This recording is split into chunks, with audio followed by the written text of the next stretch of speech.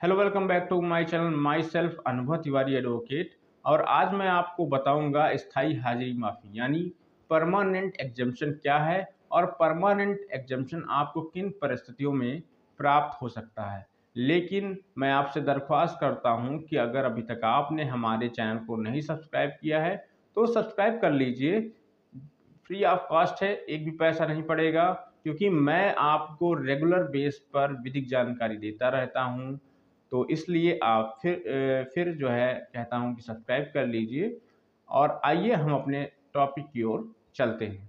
तो जैसा आप लोग जानते हैं कि क्रिमिनल केसेस में एग्जाम्पशन का बहुत बड़ा महत्व होता है। अब महत्व होता क्यों है? देखिए, मान लीजिए आप किसी मुकदमे में अभियुक्त बनाए जाते हैं, तो हो सकता है कि जो आपकी तारीख पेशी हो उस पर आप कभी-कभी किन्हीं कारणवश से नहीं पहुंच पाते हैं।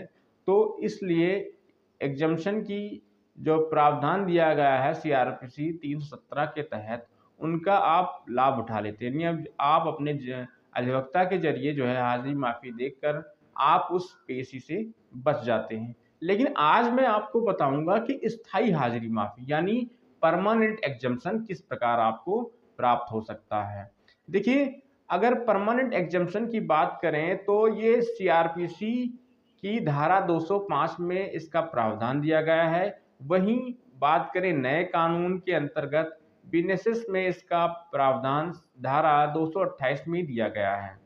अब जान लीजिए कि परमानेंट एग्जम्पशन कैसे प्राप्त होता है। जान लीजिए आप। तो ये देखिए कुछ कारणों से होता है। मान लीजिए आप वृद्धावस्था में हैं, यानी आपकी उम्र लगभग 85 से 90 वर्ष की है और आप जो है, जाहिर सी बात है, इतनी उम्र में आप जो है रोज तो तारीख पेशी पर जा नहीं सकते हर पेशी में। तो आपको कहीं ना कहीं स्थायी हाजिरी माफी की जरूरत है। या फिर आप पेशेंट हैं, आप जो है किसी रोग से ग्रस्त हैं, या फिर आपके घर से कोर्ट की दूरी अधिकतम है, या किन्हीं सुरक्षा कारणों से आप जो है अपनी बात कोर्ट में एक एप्लीकेशन के माध्यम से बता सकते हैं। अब कोर्ट क्या करेगी? उन कारणों को कंसीडर करेगी। कंसीडर करने के बाद वो आदेश ये देती है कि ठीक है, आप चार्ज फ्रेमिंग के समय और जजमेंट के समय आ जाइए, बाकी जितना ट्रायल चलेगा उसमें आपको छूट मिल जाएगी, यानी आपको आने की कोई आवश्यकता नहीं है। तो ये एक जो प्रावधान दिया गया है बहुत ही बेहतर दिया गया है, क्योंकि कहीं न कहीं जो है जो वृद्ध आदमी होते हैं या फिर किसी कारणों से नहीं पहुंच पाते हैं, या वो डेली बेसिस पे या डेली तारीख पर नहीं आ पाते हैं क्रिमिनल केसों में, तो उनके लिए स्थायी हाजिरी माफ़ी का प्रावधान जो है कानून में बहुत ही ज़्यादा ज़रूरी था, जो है भी।